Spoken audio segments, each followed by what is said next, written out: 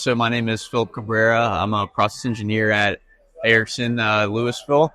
Been a process engineer for about 6 months, and my thoughts on the Expo. It's been very cool environment. This is kind of a niche thing, the SMT, um, service mounted technology. So it's been very cool to see all this information conveyed in one area. I've been trying to find information like this on the internet or through old textbooks, but to get it all at the source has been very cool, very positive. Met a lot of vendors that we actually work with, so it's cool to meet them in person and see the new things that they have and new potential for growth for us too.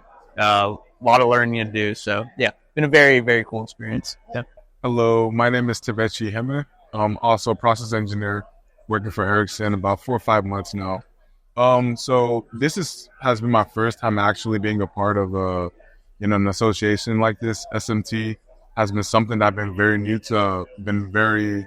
to me, and I've been able to really learn a lot. A lot of the things that we use here at our factory, I've seen here, and I've been able to kind of grow my knowledge and my understanding on how things work.